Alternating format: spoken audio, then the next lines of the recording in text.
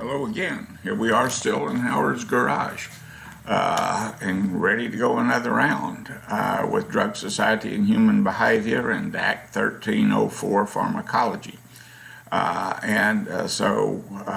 Without further ado, I'm going to share my screen with you, and we're going to start talking about over-the-counter medications and dietary supplements, which I think is a pretty fascinating chapter myself. But here we go.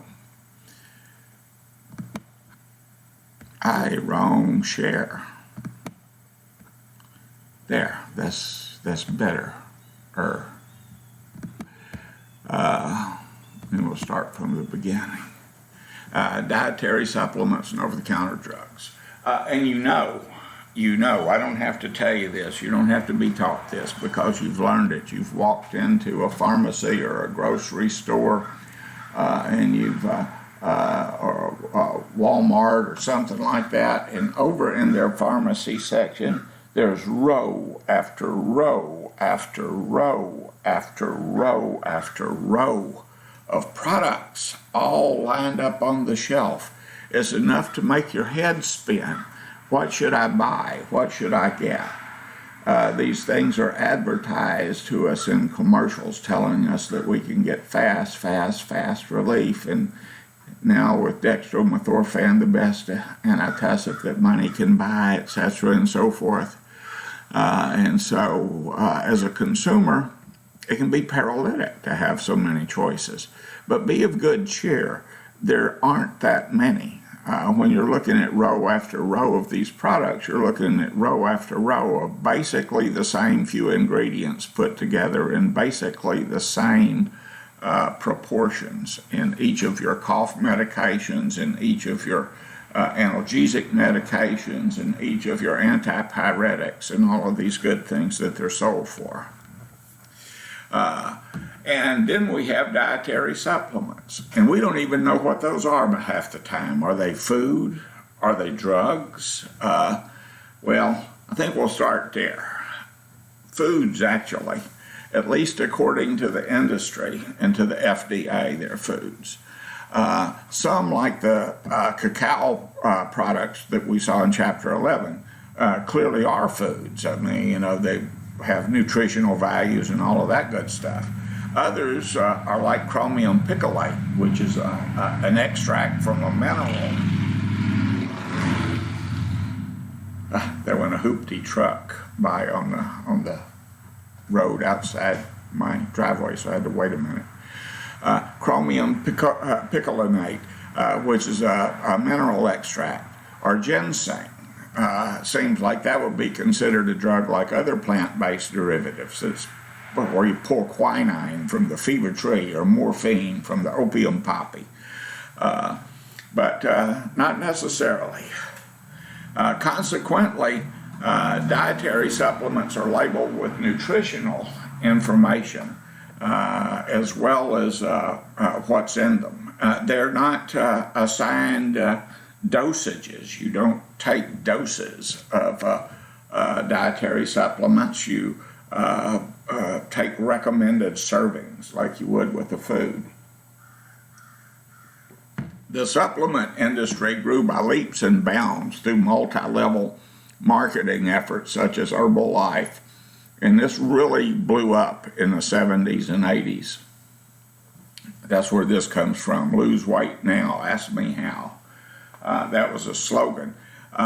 And you still see it occasionally, but it used to be all over the place. People wearing buttons, it's on bumper stickers, that kind of thing. My first wife, the late evil Leslie, who got into doing Avon, got into doing Herbalife, got into doing a number of things that didn't pan out for her, bless her heart. But she was practicing on me her Herbalife sales pitch, and she's pushing a product called guarana. And the guarana is an herb that comes from down in South and Central America. Comes from the Amazon basin, actually, is where it's mostly found. And so she's telling me that this is all natural, and it comes from down in the Amazon basin, and, you know, the Kree Indians and the Yanomamo down there. This is their diet, and it's natural and all of that. And I told her, time out, Leslie. I'm not real sure that that's a good sales pitch. And she says, why? And I said, because if you pay attention to what's going on with the Kree and the Yanomamo, they live to be about 45 years old, and they look like they're 80 when they die. So that's not a good sales pitch for me. But back to the drawing board on that one, huh? But it harkens back to the days of the old snake oil salesmen who were selling you Dr. Feelgood's Nectar of Jasmine, good for colds, moles, sore lobes, and pimples on your buttocks. But and if you take it, you will add 100 years to your lifespan, be 6 inches taller, a better dancer, a lot smarter, and have fresh breath. Outrageous claims again, like this one. Or is it a remarkable new breakthrough in the prevention and treatment of cancer and other degenerative diseases? Sharks don't get cancer. How shark cartilage could save your life, by Dr. I. William Lane and Linda Comack. When I saw this first claim, I saw the books that was in a health food store that a friend of mine ran. And I would go there to visit her. I'm not a health food kind of guy, as you can tell if you've ever seen me live in person. But anyway, there was a nice display there with a shark swimming through this crystal water over a beautiful Mediterranean or Caribbean reef, little gray shark, reef shark, with the thing that says, sharks don't get cancer. And then there's the person's book, the book, and then out in front of it are row after row after row of bottles of shark cartilage that you could purchase, along with purchasing the book, and along with all kinds of other products in there that you could purchase as well. Is this an outrageous claim? Well, yes, it is, and they knew that, and everybody knew that. Oh, yes, they do get cancer, and you can see the tumors on this great white's lower jaw right there. They just rarely get it. They don't get it too often. And when they do, they're liable to be eaten by other sharks. That's the way nature handles this stuff.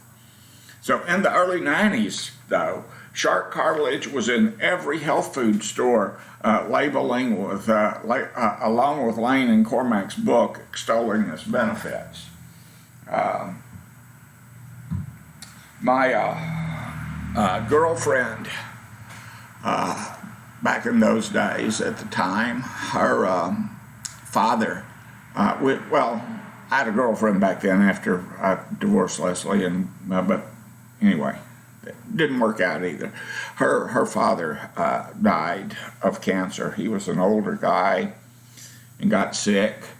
And if it was up to Kathy's little sister, Lori, she fed her dad shark cartilage till it was coming out his ear. She probably depopulated the sharks of the entire Indian Ocean, feeding Norman shark cartilage.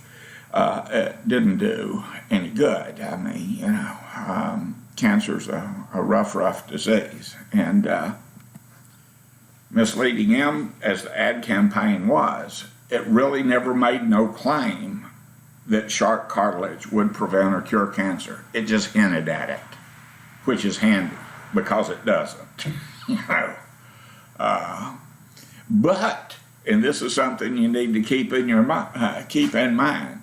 You take your great white shark, you put it in a blender, and you can turn it into money. And that's what was going on with that particular enterprise. Now, I don't know. I can't look inside people's heads and tell whether or not they believed in this product that they're pushing, that they thought they had come up with a natural breakthrough or something natural to cure this horrible illness. But whether they believed in what they were doing or whether they knew it was a dead end or whatever, they made bank with it. Regulations on the dietary supplement industry fell to the FDA forever. This is still their bailiwick.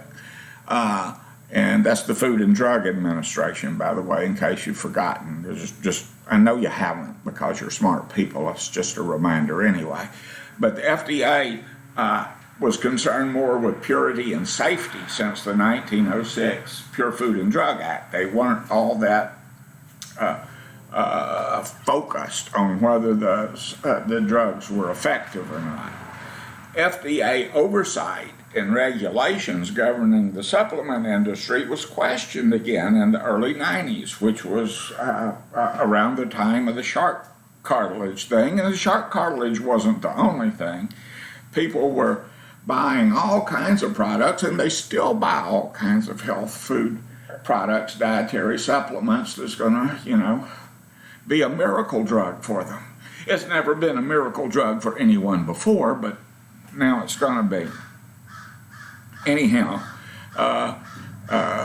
in 1994, the Dietary Supplement Health and Education Act, DSHB, is passed into law. And this is legislation that expanded the manufacturers' rights, their ability to market a wide variety of products that the FDA would not consider drugs and wouldn't regulate as drugs. And they did that with a great deal of enthusiasm. Consequently, that legislation, the Dietary Supplement Health Education Act, I got a hair trigger on that button this morning, redefined dietary supplements such as herbs, amino acids, and concentrates and extracts of herbs. Now these are all food products now, which is what dietary supplements are. The definition of safety was altered to accommodate the industry. The FDA had to prove, for instance, that things that are on the market right now are somehow hazardous to people's health, that they're dangerous, or they presented a significant risk to people who are taking it. And that significant risk is a big word when you see significant there in this kinds of arguments. Not just any old risk, just because it kills a few hemophiliacs out in the woods somewhere. That's not a significant risk because most people aren't hemophiliacs and most of us aren't out in the woods.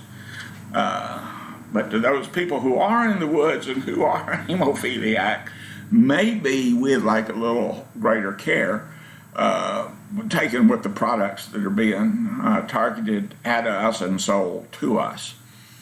Though products could still not claim to cure anything, statements could be made indicating the supplement could have some beneficial effect on the body, such as, sharks don't get cancer. Well, that's good to know. I'm not a shark. What's that mean? What if it was pigs don't get cancer? You want to throw a pig in a blender? And I don't know. People will make these connections even though the connections are terrifically tenuous. Evident in television and radio commercials is the legislation in the DSHB, where you can listen to the radio, hear a commercial come on for a product, or watch a television commercial for a product, and they'll spend 30 seconds or 60 seconds telling you how swell this stuff is, and then at the end they'll tell you, don't take this if you got this condition, that condition, may cause bloody stool and explosive diarrhea, and this product is not intended to treat, cure, or ameliorate any type of illness. Well, wait a damn minute. You just spent 60 seconds telling me what all this is going to be wonderful for me, and at the end you say real fast, like in a less than 2 seconds flat, that it's not intended to treat, cure, or ameliorate any illness. Basically, what that means is ignore what I was just telling you on the front end of this commercial. Do you? Do you ignore what they were telling you on the front end of the commercial? My guess is probably not. And this is not a slam at anyone personally. I'm not making fun of people or anything like that. I'm just saying human nature is that I listen to all of that stuff and then at the end, I get that disclaimer. Now imagine I'm sitting here on the couch talking to my significant other, and I say, well, wow, I'm not going to buy that. You hear what they just said with the disclaimer? And she turns to me and says, oh, they have to say that. It's, the law requires us to say that. That's a great product. They'll buy it. You won't get old. You'll never have to die. You follow me? Insight. We've talked about this in another course, with media literacy and how to watch advertising and things like that. Insights for natural male enhancement. Hence, enhancement means to enhance, to make better, to make larger in some cases. The implications are with natural enhancement that is if guys take it like Smiling Bob here, we shall have a larger appendage that our Johnson will be bigger. And the commercials implied that too. When Bob loses his trunks in the swimming pool and he crawls up on the ladder and all the women in the neighborhood are looking at him with lust and admiration. This is something that they can apprehend, that they can see with their naked eyes. So insight is working out. And all of the guys who are looking around downcast and feeling inadequate, they can see it too, right? When you get the box back, it's talking about maximizing erectile quality. But it doesn't really say, are you harder longer? Are you longer harder? I don't know. Anyway, take it from Bob. If you buy Insight, it's going to enhance your maleness. But look on the back of Insight. Hair trigger thing. If you're looking for ongoing natural male enhancement, it's time for Insight. And it contains powerful male enhancement ingredients like epimedium, horny goatweed, and murapuama, potency wood. Rich antioxidants to guard against nutrient deficiencies that may impact volume, and that's your ejaculate. If you take this, you'll come more. And potent herbal extracts, including Asian ginseng, ginkgo biloba, grapeseed extract. All these ingredients. Directions for adult men only. Well, that makes sense, doesn't it? Take 1 capsule daily, preferably with a meal.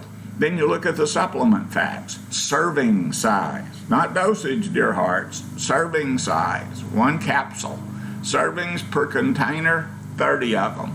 Amount per serving, 20 milligrams of niacin, 15 milligrams of zinc, 0.09 milligrams of copper. Insight proprietary blend, 638.7 milligrams, and that's in your dosage. This is your daily allowance, recommended daily allowance. Grapeseed, ginseng root, grapeseed extract, ginkgo biloba leaf extract, a little hard for me to see, flavor of glycosides, terpene, lactones, potency wood. I like that one. I sometimes imagine if people are doing this with a straight face. Potency wood, yeah. Horny goatweed, really? And other ingredients, gelatin capsule, titanium dioxide for color, and FD&C dye blue #1. So it would have a nice color to it. here's your cautions: transient flushing and feeling of warmth might be associated with, etc., etc. And down here, this is the one that kills me every time. These statements have not been evaluated by the Food and Drug Administration. This product is not intended to diagnose, treat, cure, or prevent any disease. It's just to make your Johnson bigger and harder and longer and stuff. And for ladies too. Just in case you don't want to get surgery, but you want to enhance your bust line for a fuller, firmer, and natural look. As far as I know, and I'm not a chemist, so don't get me rolling on that one. As far as I know, estrogen and progesterone probably are the only things, and those are hormones that increase your bust size naturally. Some of these suction things that you wear, that women utilize, will do that too, because you're basically causing the tissue to break down and reform the muscle tissue underneath your breasts when you use those things, and they tend to have an effect, but they're painful and they're lengthy. the treatment, if you will, and as for how long they last, or will they not be firm, are kind of iffy. But these, if you're taking estrogen and progesterone, then chances are that you're also increasing your risk of breast cancer, particularly as you get into your menopausal years, where you also have a higher incidence of stroke and heart disease with high levels of these hormones. Any herbal supplemental intervention that would increase your bust size is dangerous. And you can see right here in this area, they have a whole big warning thing for you. And over here, your supplemental facts, again, serving size, not dosage or any of that. And then here's your same disclaimer that no one has been able to prove that we're lying to you. They're not saying that we're not lying to you, but they're not saying we are. So, eat up. Dietary supplements are not necessarily safe, and they make no specific claims to effectiveness, and some of them are dangerous. Like this. This is aconite. This is monk's hood, and it's taken for, people swear by monk's hood. It's a dangerous supplement. It's on a warning list. Don't take these. It can cause you to have nausea, bleeding, heart attack, death. Kava is another one. Yohimbe. Yohimbe, again, is another boy toy pill. It's supposed to give you spectacular erections. Red yeast rice, and if you're looking on page 265 in your text, you'll have I misspelled more. Actually, it's just a typo. You'll get a more comprehensive list. Or you can go to this site, Consumer Reports, and they'll tell you about some of the products that are on their dangerous list. Oh, it just went there, didn't it? I didn't mean to do that. Well, how about that? Anyway. And there's your red yeast rice, kava root, a traditional calming herb. Some of these, they don't say that it's got a sedative effect, but that's basically what they're claiming. And yohimbe bark is for male sexual health and vitality. And coming full circle with all of this in terms of the dietary supplemental industry, the largest market is for weight loss. We're always, Americans are fat by and large. We don't eat well. we don't exercise well, and we put on weight. I'm overweight. I don't like that, but I am. And I guess I'm not as dissatisfied with it enough to go and do something really about it. I kind of maintain where I am, Quick Weight Loss Center. I've looked into those. Very expensive. Use a lot of different herbs, and these things cost you hundreds of dollars a month to use these particular products. They're tied into a program that includes making dietary changes, watching what you eat, going on a diet, taking these supplements, and sometimes you're exercising. But really the only way to lose weight and keep the weight off, it's not the losing weight. Hell, you can go on a meth run for 2 weeks, you'll lose weight. But the meth run ends. Now what? You eat everything that's not nailed down. When we go on diets, it's not so much that the diets don't work to take the weight off. If we stick with them, they tend to do that. But unless we make long-term behavioral changes, adjustments into, the types of food we eat, how we eat, portion control, exercise, that kind of thing, chances are pretty good the weight's not going to stay off. We'll put it back on again. So we take fat burners and Pro Vitality, and we buy pre-prepared meals, we go to Weight Watchers. We do all of this kind of stuff, And if we stick with it, chances are pretty good we'll lose weight. But we have to stick with it. When you discontinue what you're doing, you pick the weight back up again. Dietary Supplement Safety Act. Oh yeah, and some of these are weight loss products have drawbacks to them too. They can make you sick, and some people really sick.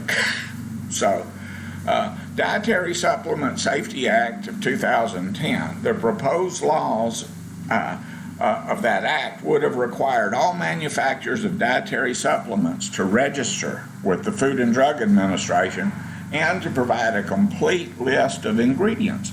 That doesn't sound like a big deal, does it? Well, it was. And the dietary supplement industry had a cow, and suddenly, was, bringing out their herd of lobbyists to go up on Capitol Hill and change people's minds, etc.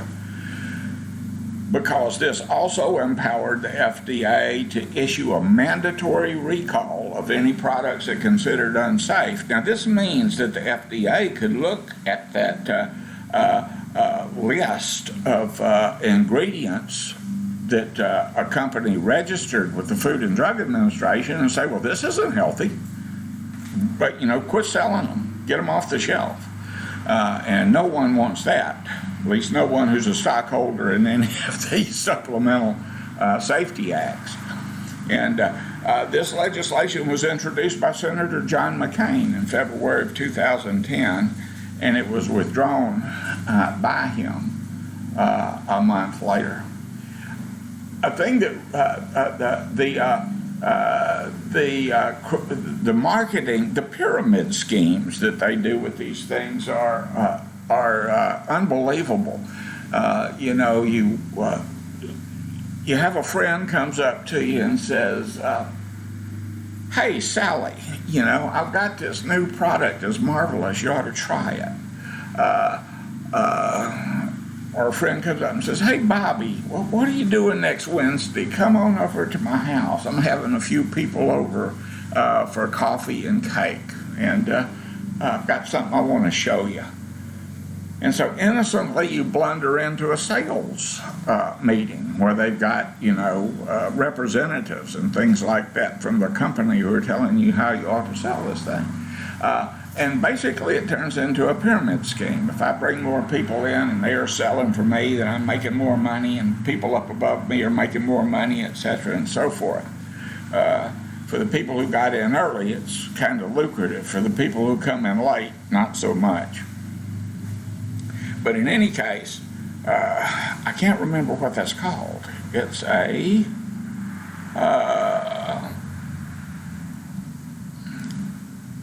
I'm going to ask you this question because I can't remember it. Multi-level marketing. Basically, that means you bring other people in to work for you, and they feed you money, and you feed money up. But it doesn't go down. So the people on the bottom end, when it flattens, they're the ones who lose. Over-the-counter medications. Again, it's overwhelming to go into a OTC medication aisle and look at all of the products that are available to one. Some key things about OTC meds. One, and the thing that I guess most defines them, is that they are over the counter. They're available without a prescription. You just walk in and pick it up and buy it. When you get your medication that way, you're also generally relying on self-diagnosis. So the consumer's saying, what I've got here is a cold, so I'm going to buy cold medication, go home and take it. Well, it might not be a cold. It might be the flu. It might be COVID-19. It could be any number of things.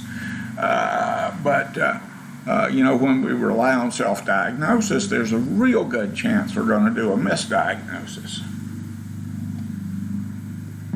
Of course, there are general things. For instance, if I have a fever, I can take something that's a good antipyretic, and my fever may go down. But if my fever is associated with some other kind of condition, it'll probably come back again because it hadn't been treated by the antipyretic that reduced the temperature, right? So, these medications are things that we decide, that we're going to take for a condition that we decide that we have. If we take the medications the way that they are recommended on the package, then they are generally regarded as safe. If we take the medications the way we're directed to on the package and follow other restrictions and suggestions there, then they are generally regarded as effective. And basically, they consist of the same ingredients from medication to medication in the same family or category. They consist of the same ingredients in different formulations that are almost identical across the specific categories. There is a caution, though. Just because they are available without a prescription, it doesn't mean that OTC drugs are entirely safe. They should always be taken within the parameters of recommended dosages and with all provided precautions in that package in mind. And you know yourself, when you take your medicine home and you open the box, before you can get to the bottle, you got a box that's 6 inches long and stuff, and by the time you get it home and unwrap it and pull that road map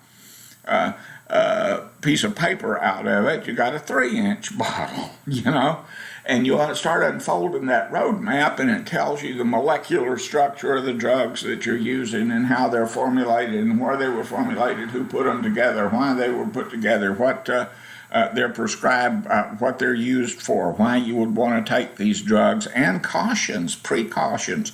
Don't mix this with alcohol. Don't use this drug if you're driving. Don't use this drug with orange juice or dairy products. Did you miss that part?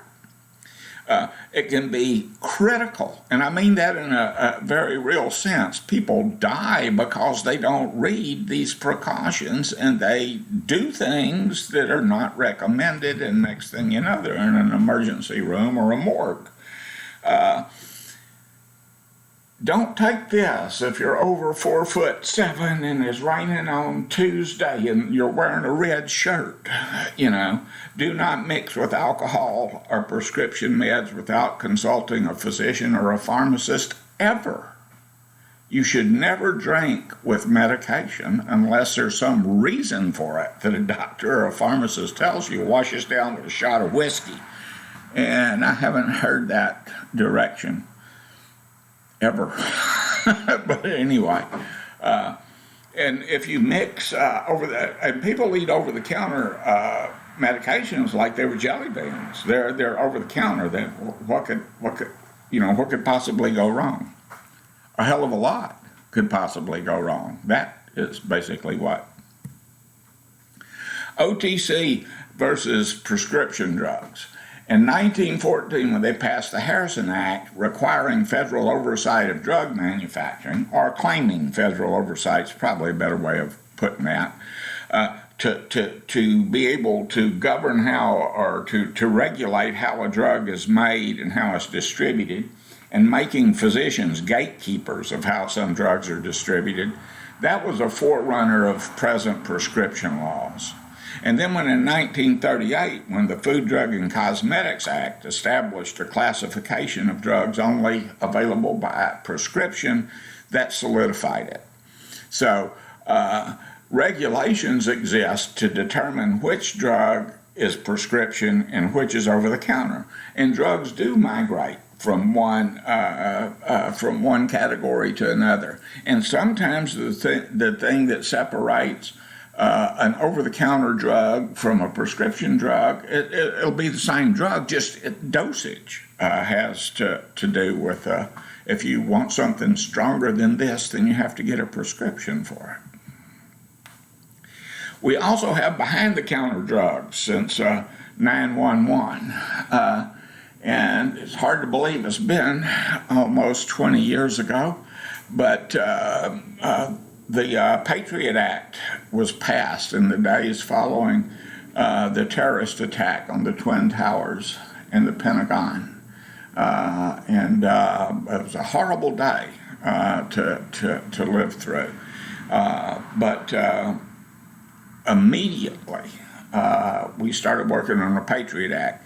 I've been kind of outspoken about that. I think the Patriot Act is one of the worst pieces of legislation that was passed in ever, and certainly in the 21st century so far. It's just a bad act for a lot of reasons. Read it and see if you disagree with me. The revised Patriot Act of 2006 took on pseudoephedrine. Now, under the Patriot Act, if you're making meth or importing drugs from Mexico and things like that, the feds, if they want to, can send you to Guantanamo Bay down in Cuba because you're involved with supporting terrorist organizations through drug dealing, etc., and so forth, which is a travesty.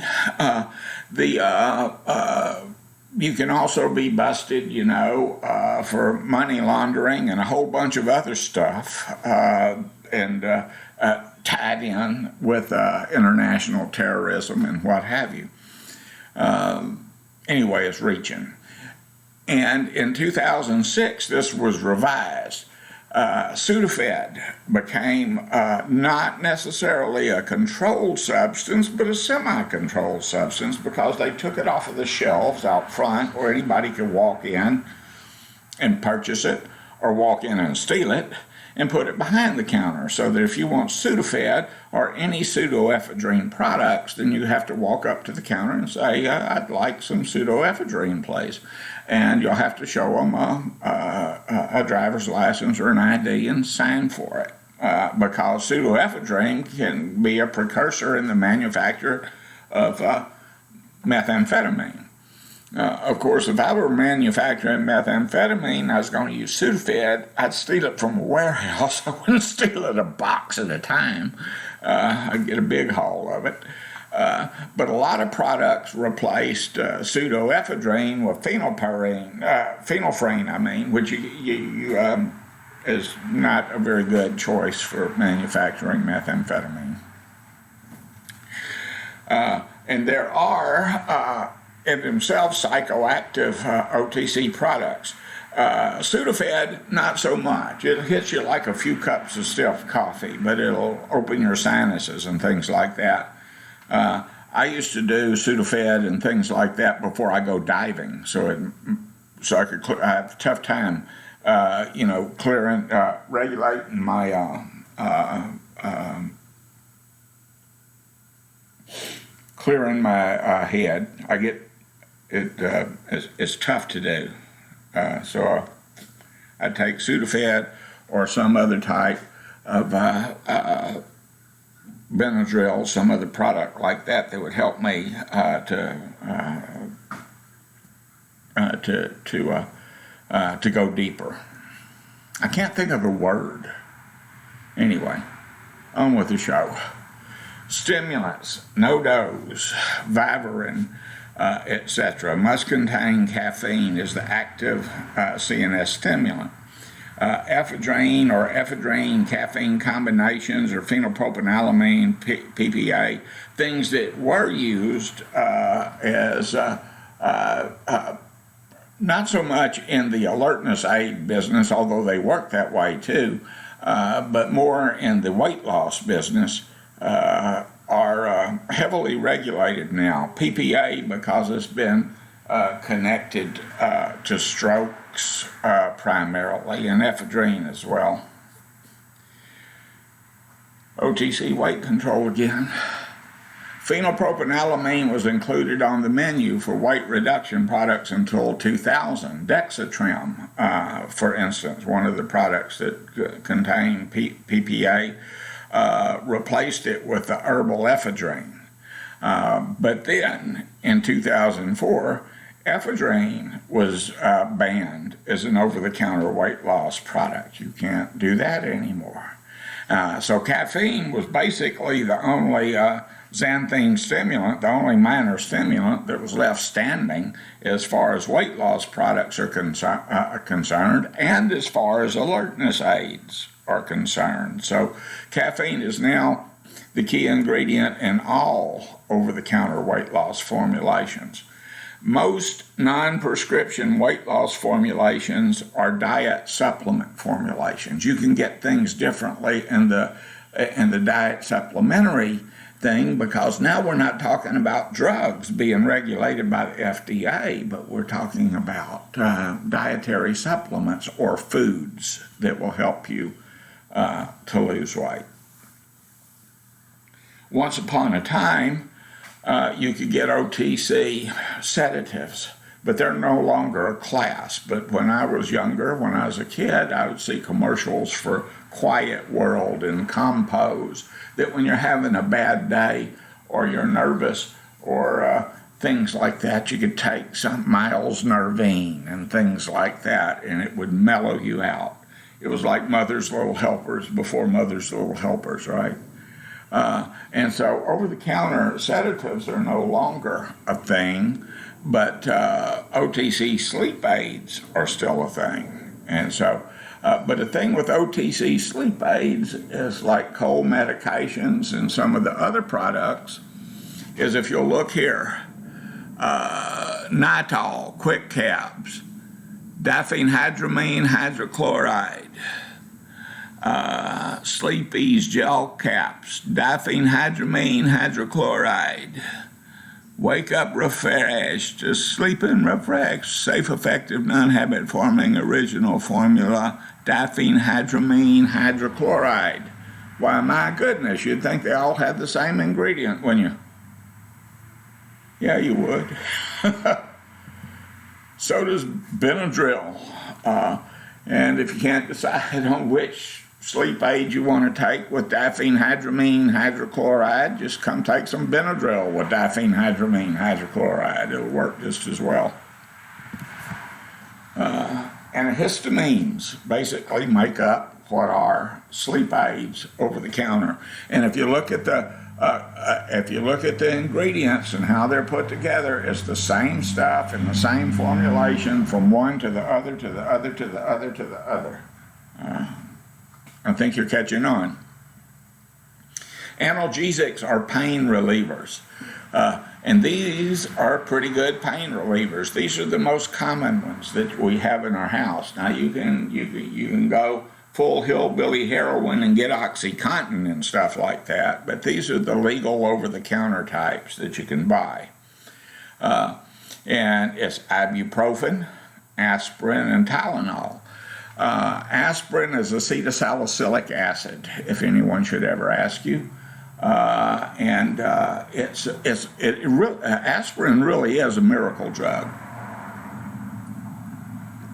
I take 325 milligrams of it every day to keep my arteries from being clogged and things like that, for heart health and circulatory reasons. Aspirin is good if you drop something on your toe and it's throbbing. You can take aspirin. In a little while, aspirin will block the effects of prostaglandins, which are hormones that are, released at the injury site that keep sending pain signals to your brain. I don't know why you have to keep a constant pain signal. I mean, once you tell me I'm hurt, I already know, right? But anyway, does that. Aspirin could cause you to bleed more. So if you cut yourself, doctors don't want you to take aspirin within 48 to 72 hours before a surgery. Just stop taking the aspirin. Stop taking things that will cause your blood, that would impair platelet aggregation and cause you to bleed more freely. Acetaminophen, which is the active ingredient in Tylenol, is a good pain reliever. And it does relieve pain, but it also causes liver damage, particularly if you take it in high dosages over a prolonged period of time. You should never eat a lot of Tylenol, ever, because of the effect on the liver. And then the ibuprofen, which can also cause stomach upset. If you look at the ibuprofen here, the label, it tells you pain reliever, fever reducer, NSAID. And these two are both NSAIDs, but not Tylenol, because not only do these two medications relieve pain, and they're both antipyretic, they reduce fever, but they're also a non-steroidal arthritis aid, a non-steroidal anti-inflammatory drug. And they're used for arthritis, all kinds of arthritis, gout, and all of them. So they're pain relievers, and these, there are three things that they do here: pain reliever, fever reducer, anti-inflammatory. Pain reducer, fever reducer, anti-inflammatory. And down on the Tylenol is pain reliever and fever reducer. It doesn't do anything for inflammation. Fever, as I said before, is a generic term. That means your temperature's high. Aspirin, acetaminophen, and ibuprofen are also antipyretics, and they reduce fever. You can get them over the counter. There are other fever medications that you can get over the counter, but this is just between us. Shh. When you look at the ingredients on the back of those other fever medications, they're aspirin, acetaminophen, and ibuprofen are the active agents, because those are the best antipyretics that you can buy over the counter. So consequently, damn near every antipyretic that you can buy over the counter has some of these in it. It'll probably be just one. Sometimes you see aspirin and acetaminophen together, but you never see all three. And usually it's just aspirin or acetaminophen or ibuprofen, but sometimes aspirin and acetaminophen. Aspirin and ibuprofen are anti-inflammatories. They're used to treat arthritis. Arthritis is inflammations of the joint, and it's painful. Usually you get it in your fingers. You get it in your joints, your fingers, your wrists, your elbows, your shoulders, your knees, your hips, your feet. All of those places have, you have arthritis. And non-steroidal anti-inflammatory drugs are used to treat that arthritis, to alleviate the inflammation. If the inflammation is reduced, so is the pain. There are risks. Aspirin is linked to Ray's syndrome, so it shouldn't be taken by children ever. Even though there's still children aspirin out there, I don't get that. So you don't want to give baby aspirin to your child and then have them grow up and be afflicted with Ray's syndrome. Aspirin causes stomach upset and free bleeding. It stimulates the production of hydrochloric acid in the stomach, and it also causes capillaries in the stomach to rupture, so you tend to bleed in your stomach, and it gives you an upset stomach. So does ibuprofen, but ibuprofen doesn't have the,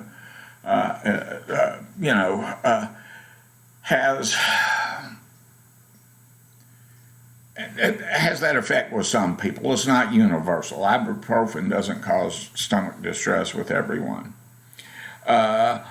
Tylenol can cause liver damage. And as a matter of fact, because of this, ibuprofen in its Anacin, I think it's in its Anacin concoction, said, I used to have a commercial, why trade a headache for an upset stomach?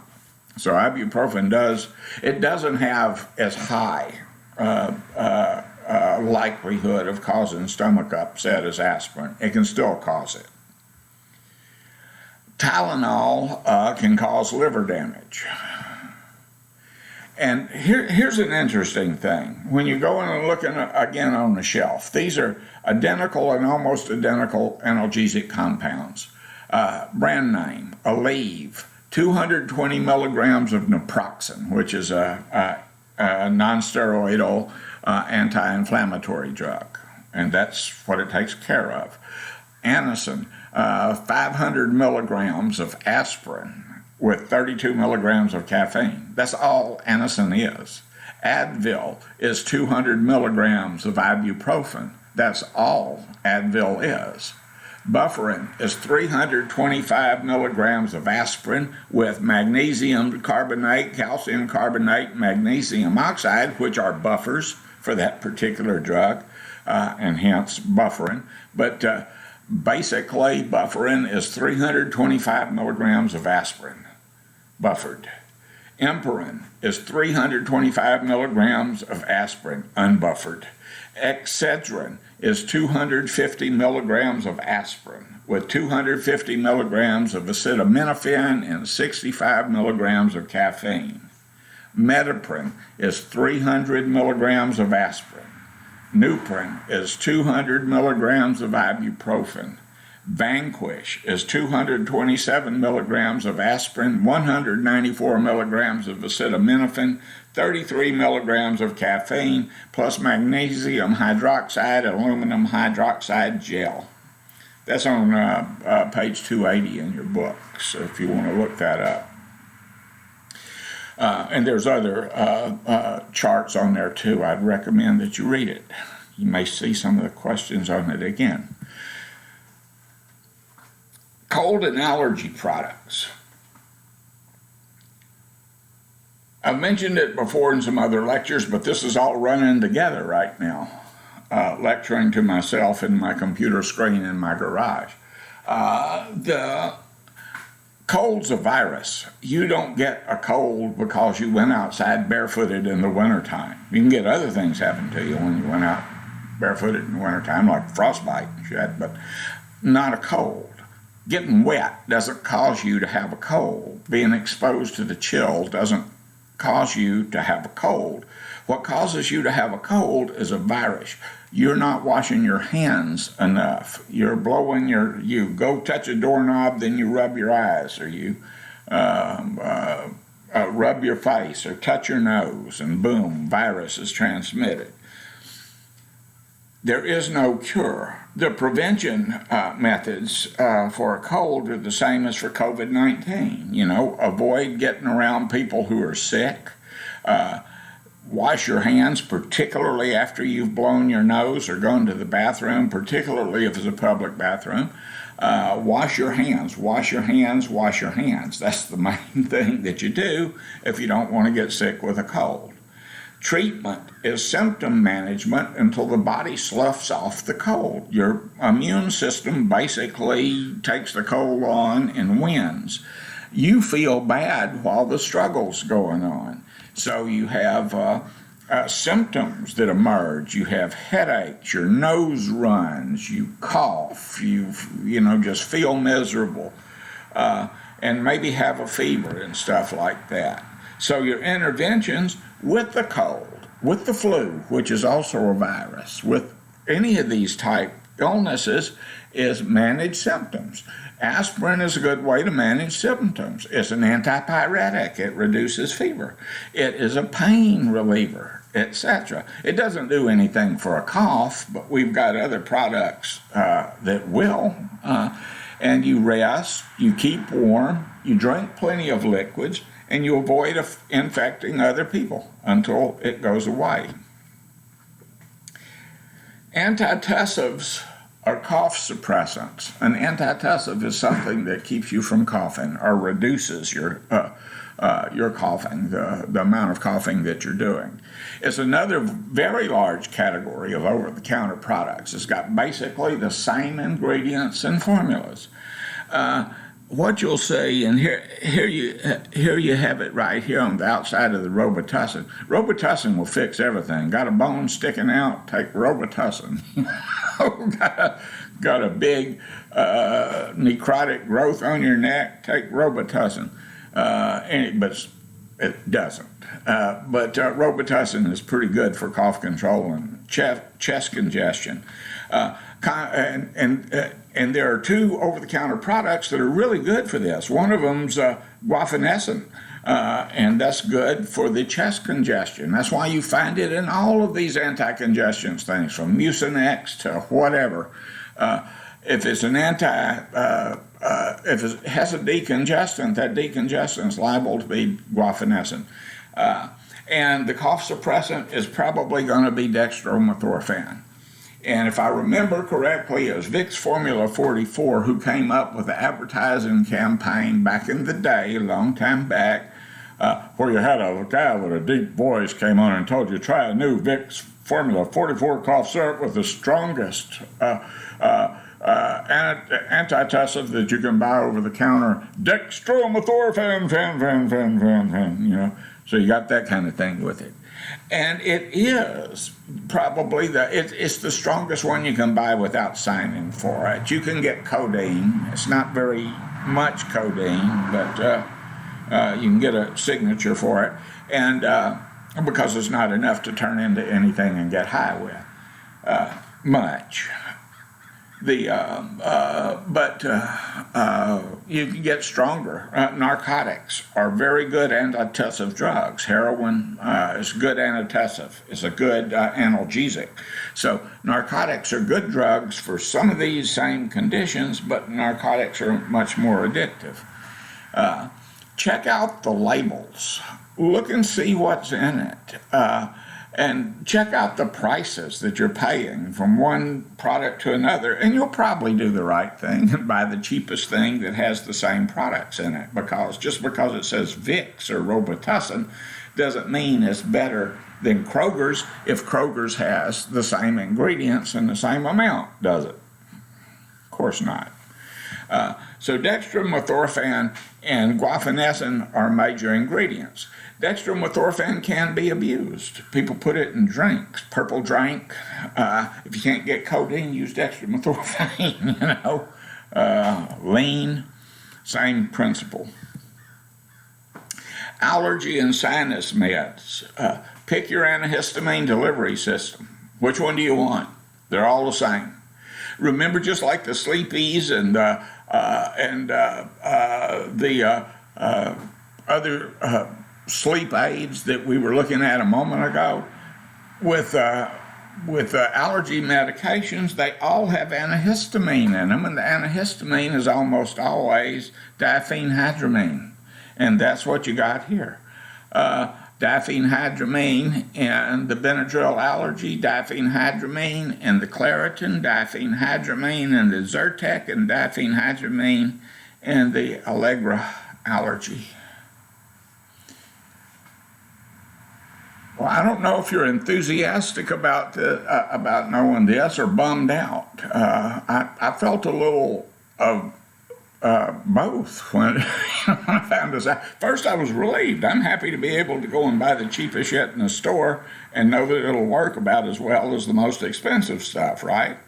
But on the other hand, I'm kind of bummed out that I thought I had all these choices, and my choices are really very limited in terms of what I'm getting in actual product and what the product will give me. So going into the OTC medication aisles, it can be overwhelming until you realize you shouldn't be overwhelmed. The choices aren't that great. OTC meds basically consist of almost identical formulations across brand names. It doesn't matter what the brand name is, really. OTC meds, though sold without a prescription, can still be dangerous. You shouldn't take them in combination with anything, and you should always look at what the precautions and warnings are, because you can get in real trouble if you don't. And as I said, some OTC medications like dextromethorphan or diphenhydramine can be and actually are abused. Where are you, people? There you are. And there I are. How about that? So, anyway. That's about that for over-the-counter medications and dietary supplements. If I give you any caution, is be careful with getting into using dietary supplements. These things can really throw you a curve. Same with over-the-counter medications, because a lot of these people who use things like diphenhydramine, for instance, are repurposing a drug. Benadryl is an allergy medication, but I know lots of people who take it as a sleep aid. And the truth of the matter is, that insomnia is not that big a deal for most people in the United States. It can be for some folks, but for most of us, it's just not. We can train ourselves into sleeping better by changing our habits. Changing habits. Who wants to do that, right? Give me a pill. Okay, I heard you. Anyway, see you again soon.